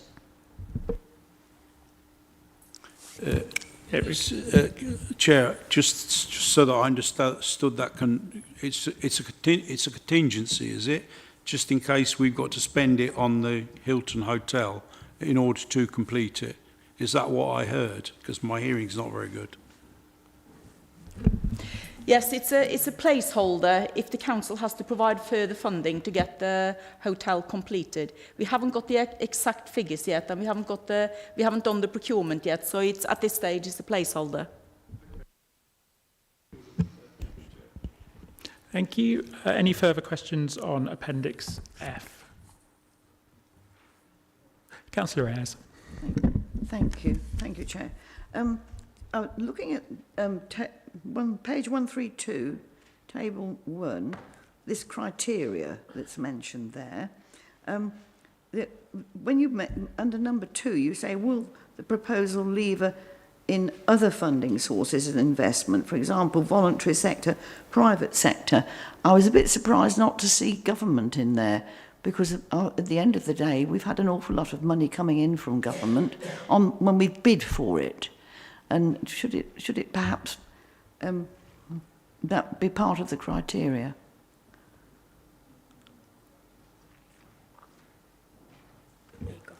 Thank you, Councillor. It's a very good question. I think it's a very valid point as well. I think, in fairness, that should also include funding through combined authority, government itself. I think so, yes. So, yeah, that might be one to note for us. Thank you. That's okay, thank you.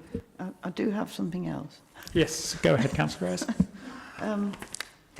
This was on page 136, just about the local plan, because there's mention below that, of course, of schools, and I was looking at the mention of school places as well, and wondering whether we think that we are getting enough from developers, or planning to get more from developers in relation to the education side, where we often end up with very little, and we're having to reform our existing schools out of our own monies rather than getting it from developers.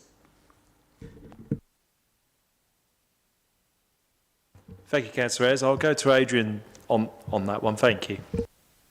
Thanks, Councillor Howard. Councillor Ayres, thank you for the question. Yes, the new local plan, I mean, the allocation of infrastructure, as you know, is based on a formula. That formula is the starting point, and then through negotiation with developers, I'm sorry, I know you're aware of this, but for the rest of the meeting, there is then a negotiation with developers over the viability of a scheme. The new local plan, and what I should also say is we recognise the pressure that the school system has in terms of places and the pace of growth that we're now forecasting to deliver. So as part of the new local plan, a couple of things will happen. That formulaic approach will be reviewed. And secondly, the way we assess viability will also be reviewed, so that we don't accept necessarily at face value a challenge around viability without first checking it and carefully scrutinising it with the experts in our own organisation. So I hope there'll be a far better correlation than perhaps there has been between growth and school place availability. It's so critical, isn't it, to the city? Is that okay, Councillor Ayres? Go ahead. I don't want to go ahead of other people if they want to ask questions. I was looking at page 139 and the mention of the Green Technology Centre, etc., for constructive and automotive industries. And I just wondered whether the Peterborough, there's mention of the university there, but there's no mention of the Peterborough College, and of course they're just developing this Green Technology Centre, and all the things that are mentioned there are happening in the technical college, as we used to call it, Peterborough College. So would it be appropriate to put them in there as well as the new university? Thank you, Councillor Ayres. It's a really exciting development. I'll hand over to Adrian to give a bit more info on that for you. Yeah, I think it's a really good point, actually. That they are notable by their absence in terms of name-checking them, and yet they're a vital partner in the Towns Fund. You're quite right. So I think if we can amend the document just to include reference to them, that would be a really good thing to do. Thanks for pointing that out. Thank you. Thank you. Councillor Casey. Page 139 again, it's the culture and leisure, and it says that there's a review, undertaking a full review of culture and leisure within the city. And I know we've got really ambitious plans for the growth of the city, and certainly the population growth going up to, I think, is it 240,000 or something like that. But actually, in order to attract people to the city, and I've heard it said by loads of people, we have to have things in the city that attract. It's like a magnet. We've got to have things that people are enthused by and really excited by. Do we know when this review is going to be complete, and how it's being driven, so that we can inspire the residents of the city and actually future residents of the city as well? Thank you, Councillor Casey, and absolutely agree. So true what you say. I'll hand over to Gavin and Adrian just to give a bit more info on that. Thank you, and thank you to Councillor Casey. You were my cabinet advisor on Vivacity for a number of years, so you'll know very much that I'm fully subscribed to the cultural offer of arts and culture that the city needs in order to grow. Review doesn't mean cuts, is what I'll say. Review means review about how we deliver, not about whether we do or don't deliver. The process of reviewing what we do and how we do it is underway. I don't anticipate that it will take many months for us to come to a position where we can look to be making alterations to the way that we're delivering art and culture in the city, and to have a positive impact on what we currently do, but also ambitious growth for the future. Because you're quite right, and I know that Councillor Sereste is exactly the same in this, that without arts and culture, we won't grow the city in the way that we want it to grow. So it's absolutely imperative. Thank you.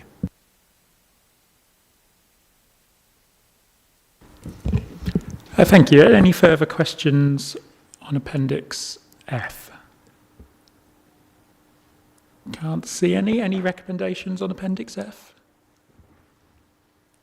Again, I can't. Oh, Councillor Ayres. Well, I only just wanted to ask, I think you said that you would take into account anything that gets a mention, like the last couple of points I made. Probably doesn't need a recommendation if it's going to be altering the document and it's already been heard. Is that all right? Yeah, we can take the comments as actions for the officers to amend. Thank you. Thank you, Councillor Ayres. I don't see any other hands on that, so move on to Appendix G, Asset Management Plan. It's on pages 143 to 164 of the agenda pack. Are there any questions on this section? Councillor Hussain. I just have one. There's no mention of bus depot, replacement need of, or any future plans within this. So, is there a reason for that? Councillor Howard. Yeah, thank you for the question. I'll go to Councillor Elsey and Adrian for a bit more info on that, if that's okay. The short answer is that we don't own the bus depot, so it's not an asset. What we're acutely aware of is the need for a new provision for a bus depot which is fit for purpose, but it's not on the asset register because we don't own it. Thank you, Councillor Elsey. It was just that I know going forward, from what I remember, we were talking about having provision for a new bus depot and providing that, or whether we would have ownership, I don't know, but it was just whether that was in the plan, so because I didn't see in there, that's why I wanted to just highlight that.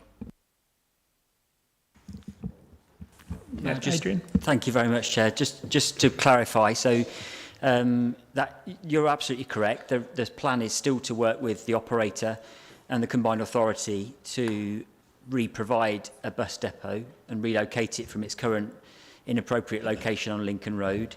We've secured a grant of £4 million from the combined authority to help facilitate that. It doesn't sit here because, as Councillor Elsie has said, it isn't currently our asset and probably won't be our asset, but it does sit within the Growth and Regeneration Programme as a live project. We're just now facilitating a technical piece of work to be done to determine the size and scope of the site that will be needed, and then that will be used to explore site availability. And we're linking this very closely to the electrification agenda, and hopefully we'll be able to tie it into the PIRI scheme, which you're familiar with, as a way of adding real value to our climate agenda in the city. And if I may just add to that, you will see on page 141 there is a line in the capital programme allocated for the bus depot. That's in there as a set aside because that will be based on money that comes in that we then outlay for any future work on the bus depot. Just for note, that's page 141.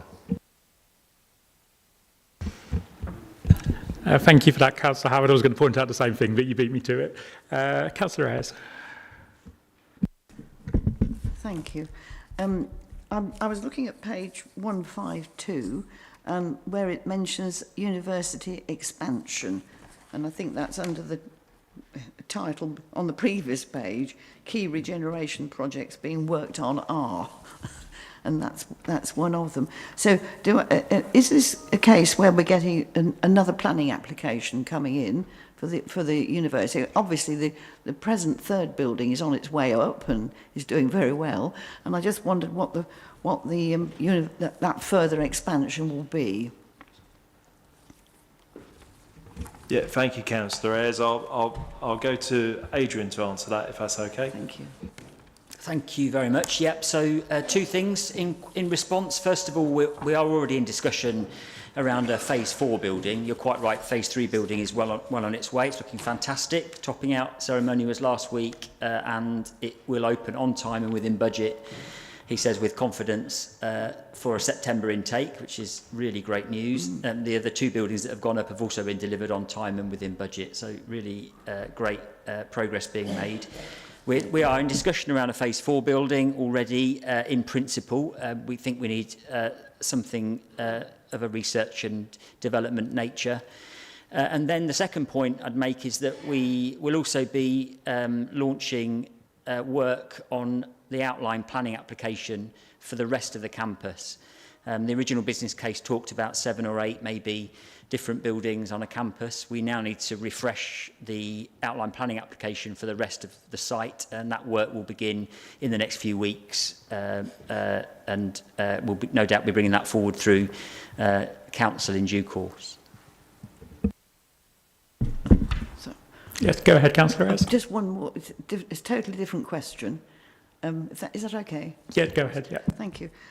Just to do with, I just wondered where Flag Fen came into this, because, and I'm not sure who actually deals with the property there, as it were, and I think it's in place in the economy, but I wasn't completely sure, and whether anything is happening in Flag Fen or what the plans are.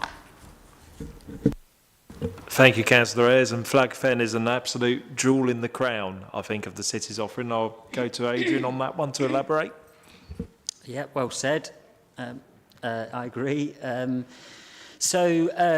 The operation of Flag Fen sits with the Place and Economy Directorate, and alluded to by Councillor Elsie in terms of the review following Councillor Casey's question, features very much in our thinking in terms of its future development. We think it's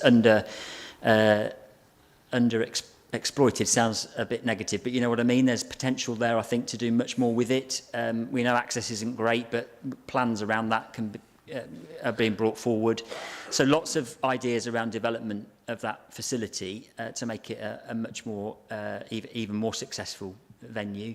The assets themselves sit within our portfolio because that is an asset we own, and we're supported very well by our colleagues in Cecilia's directorate around their upkeep, but the plans for Flag Fen as part of the cultural review already mentioned, I think will be really exciting. Thank you. Councillor Steve Allen. Thank you, Chair. page 150 I refer to, corporate estate, and it was brought up earlier in the meeting by Councillor Sanford about the town hall. I'm a traditionalist. I think we should save, maintain and improve this building.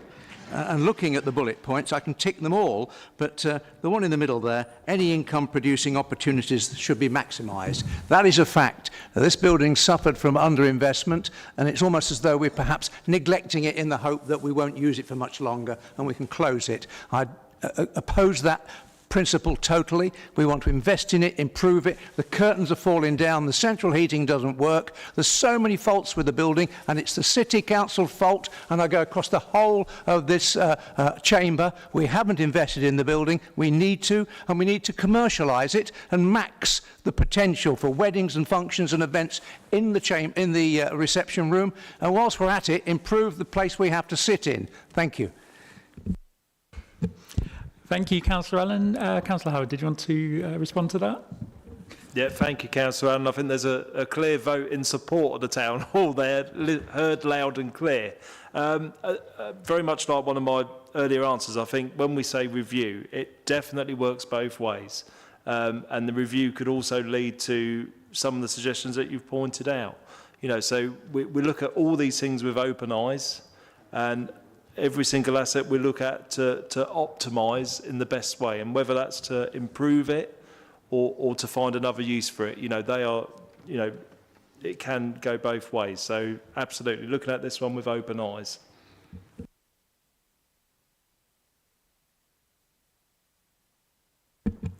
Councillor Casey. The next thing, line below Councillor Ayres' thing, which is the regional pool and the plans for the regional pool. Now I know it's one of those things that we're discussing going forward. We need to consider the ambitions of the swimmers and the athletes, and actually the fitness of the young people, and actually it's all age ranges really within the city. One of the things we need to get on side is the users of the pool, the COP Swimming Club. You know, they produce international swimmers and national swimmers. As a city, we need to have that ambition going forward for all people in the city. They're inspired by seeing their colleagues taking part in these competitions. We need to get them to help us lobby people like Sport England, who I know were a thorn in our sides. They wouldn't allow us to go for the bigger pool, but actually they need to step up to the mark really as well. They're a national body, but you know they're failing in my view. Not wishing to sit on the fence, but I think if we can really pressure them and pressure for the people of this city, I think that would be really good. Thank you. Councillor Howard. Thank you. I might have some extra help perhaps in the answer, but I think the overall answer is there is no decision made yet in terms of there is an expenditure to consider on the regional pool as it is now. We can consider putting that money into a new provision as well and working with partners to bring that forward. I think the thing to make absolutely clear to members and to the press is that this administration robustly supports having the provision of a centralised pool in the city. And to be honest, there's nothing political in that. I think that crosses the chamber in that that's what we all want as the final outcome. But I don't know if Councillor Hiller or Adrian want to come in to say any more about it. Or Councillor Elsey, sorry. Sorry. That's all right, no problem. I'll bring you in. None taken. All I'll add is that I completely agree with what you said, and yes, they were the bane of our life when we were trying to get an Olympic-sized pool here some years ago. I do know that he's being bashful about it, but I do know that Councillor Howard met with Living Sport today, and I have been in communication with the Chief Exec of Living Sport, who wants to have a meeting with me, which has now been scheduled for next month, and they are desperately keen to come, and Living Sport are the kind of the conduit to Sport England, and they are desperately keen.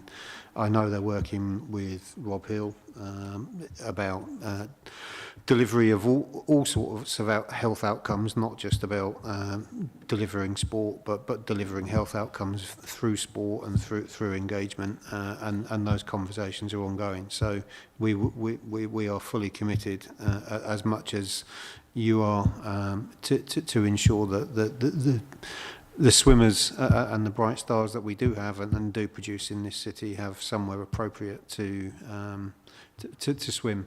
It galls me that Corby's got one and we haven't. Thank you. Is that okay, Councillor Casey? Yeah, Councillor Treste. Thank you, Chair. Page, just a minute, 146, context and vision. I actually thought the population of Peterborough was about 216,000, not the city itself, Greater Peterborough, 216,000 rather than 200. And at the last count, I believe there was 117 languages that we spoke in Peterborough, not 150, and somebody will check that, no doubt. And of course, at the last census, 30% of our population were not of English origin. So again, that might be an interesting statistic to put in there, because it just shows how cosmopolitan this city really is. Thank you, Chair. Thank you very much. Did you want to comment on that, Councillor Howard? I think that's just one to take away and have a look at, in fairness. But yeah, thank you for that. We will have a look. Thank you very much. Next, I've got Councillor Jamil. Thank you, Chair. My question was really asked by Councillor Casey. I was going to suggest, North Westgate as a new site for a indoor swimming pool, and maybe have a physiotherapy centre in there, seeing that we haven't got one of those as well. But that's by the by now. I'm just going to ask, I don't know if you're aware, but is this a meeting of 2 hours? Because we've got quite a bit left as well. Or is there no time limit on this meeting? The guillotine for this meeting is 4 hours. But we are on Appendix G. After that, we've got H and I. There's not much left. Chair, can we stop people just making statements and actually ask questions? I mean, there's a lot of rhetoric, but I'm not hearing that many questions at the moment, please. Yes, certainly, Councillor Jones. I'll make sure I do that. I second that. Also, on the invite, it said 2 hours, not 4. It's been scheduled for 2 hours, I'm sorry. We have other meetings after this as well, and I just think that we need to look at the efficiency of it. Thank you. Thank you, Councillor. The meeting is scheduled for 2 hours. What Charlotte was just identifying was that if it needed to go beyond 2 hours, the maximum time was 4 hours. I don't think we're intending to be here for 4 hours, but it was just to say the meeting doesn't have to stop at the 2 hour point. I think given the points that have been raised, they should be dealt with quite swiftly, since we'll be focusing primarily on questions, and there are only 3 items left. Yes. Were there any more questions on Appendix G? Right, I have one quick question on this. On page 152 in the Embankment Master Plan, it's been quoted in the Peterborough Telegraph recently that Darragh McAntony wants to revive the football stadium plan on the embankment and wants us to put some money into it. Do you have a response for him?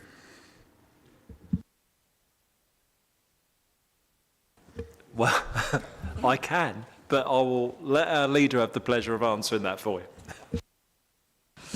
Well, answer is simple. We haven't had any conversation about this, and we haven't got any plans to go ahead with it either. Then, so no communication have taken place on this topic between the two parties. Thank you very much. Didn't see any other hands wanting to ask questions. So, are there any recommendations on Appendix G? No. In that case, we'll move on to Appendix H. Sales, fees and charges policy, page 165 to 172 of the agenda pack. Any questions on that section? No? Any recommendations? No. And finally, Appendix I and sales, fees and charges schedule, pages 173 to 206. Councillor Sanford. Yeah, I've just got one question. Having looked at these tables of fees and charges over quite a number of years, what I tend to look for is when there's a large percentage increase. Now, there actually are some where the burden's falling on commercial organisations, so not too concerned about those. But the one that does concern me a bit is on page 21 of this particular section, where it's talking about waste bins. The charge for bulky collection of up to 5 items is going up from £23.50 up to £30, which is a 28% increase. So I think my question is, given the fact that we've got a massive problem with fly tipping, isn't there a possibility that such a large increase could actually make that situation worse?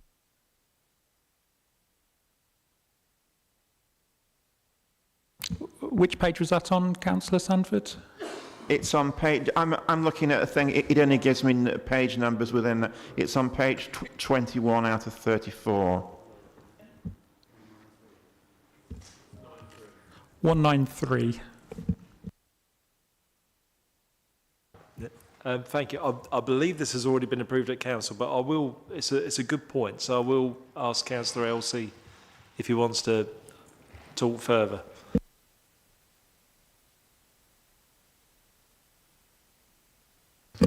Thank you. It's already been approved, so we are where we are with it. The reality is that if you look across the country, the amount that we're charging and the amount that we charge in comparison to other authorities, we are still in the bottom third of the country in terms of what we charge for all of our services, and there is no direct correlation to across the country to an increase in these charges and thereby an increase in fly tipping. The reality is that fly tipping is generally done by a group of people who deem it acceptable, and all the time that they deem it acceptable, they will continue to do it.